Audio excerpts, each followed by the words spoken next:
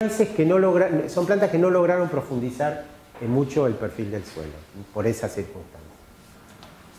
Bueno, vamos a ver un par de cositas que nos faltan. Con respecto al suelo estaríamos, lo que tendríamos que ver un poquito, qué pasa con el relieve, y tiene mucho que ver con estas diferencias de zonas que tenemos aquí. Desde el punto de vista estético,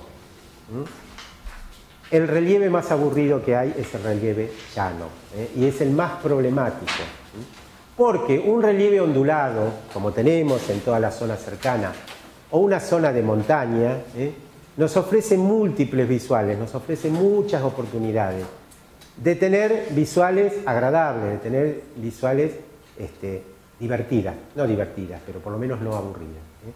Y desde el punto de vista de hacer un parque en una zona que tiene desniveles naturalmente, que tiene cambios de relieve, es mucho más agradable y es mucho más fácil, si le quiere. El problema se da en las zonas donde el paisaje es totalmente monótono. Eso todos lo experimentamos simplemente recorriendo la ruta. Yo, por ejemplo, cuando tengo que viajar a Buenos Aires en auto y salgo de Miramar a Mar del Plata, bárbaro, el paisaje, las lomas, está sembrado, distintos colores, árboles más altos, más abajo. Pasamos Mar del Plata, todos los primeros kilómetros, 70, 80 kilómetros, más o menos son agradables. Y después viene el llano. A medida que nos vamos acercando a la cuenca del río Salado, al río Salado en sí, toda esa zona de Dolores, Castel, es una zona muy aburrida. Ahí es donde empiezo a mirar el cuentakilómetros a cada rato y digo, ¿cuánto falta? Bueno. Claro, bueno. Entonces, ¿qué pasa? Porque ahí tenemos un relieve totalmente plano. Y, salvo en algunos lugares donde el hombre planificó cortinas de árboles o cascos de estancia como el que hay ahí pegadito al río Salado, en Guerrero, bueno, que eso sí valoriza el paisaje, que no parece que fuera de ahí, parece que fuera de otro lugar, pero salvo esos sectores, el terreno normalmente es plano y con una vegetación escasa y poco atractiva. Entonces, siempre el problema son los terrenos más llanos. Y ahí hay que usar algunos artilugios. Hay que usar la altura de los árboles para lograr cambiar ese relieve plano. Tratar de usar vegetación de distinta altura para cambiar esas visuales tan largas, cortarlas y lograr un efecto mucho más atractivo. Entonces ahí sí se puede trabajar teniendo en cuenta las especies, el tipo de follaje que tienen y digamos, combatir la monotonía, que en gran parte de la provincia de Buenos Aires es lo habitual. Nos salvamos un poquito aquí, zona de Mar del Plata, todo lo que sería el sistema de Tandilia, que están las sierras, hasta Tandil, un poquito más allá, y después más al sur que tienen la zona de Sierra de la Ventana. Después el resto es todo plano. Entonces en un parque urbano, el relieve lo creamos nosotros. Lo creamos nosotros, lo creamos nosotros, con la vegetación, con los elementos que agregamos, estamos creando combatiendo esa monotonía natural de un terreno que es totalmente llano. Entonces, en eso influye mucho en lo estético, el tema del relieve, cómo es el relieve del lugar.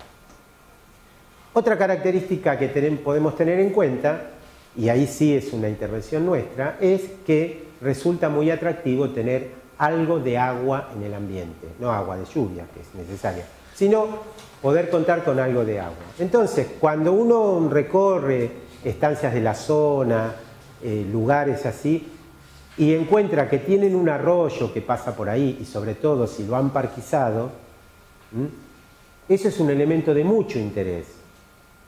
Primero porque no es muy habitual, no es una zona, la nuestra, muy surcada por arroyos ni ríos, no tenemos ríos grandes en la zona. El primer río con cierta importancia es Quequén, cerca de Necochea.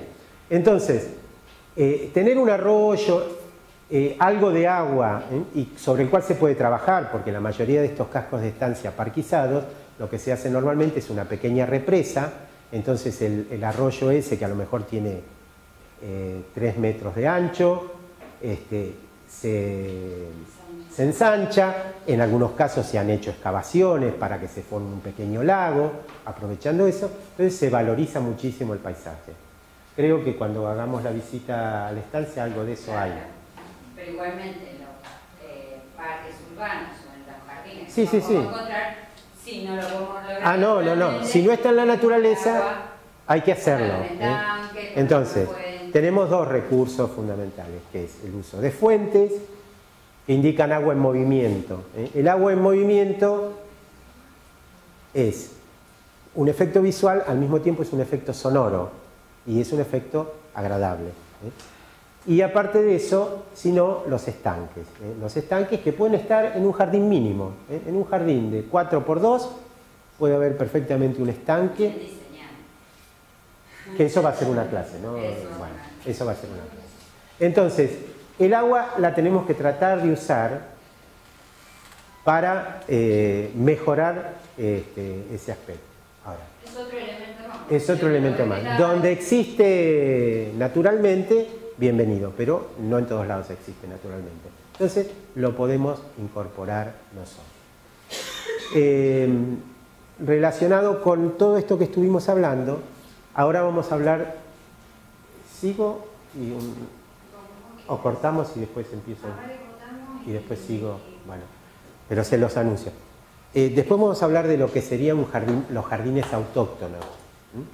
Y entonces vamos a hablar de lo que sería el jardín autóctono de la costa de Mar del Plata.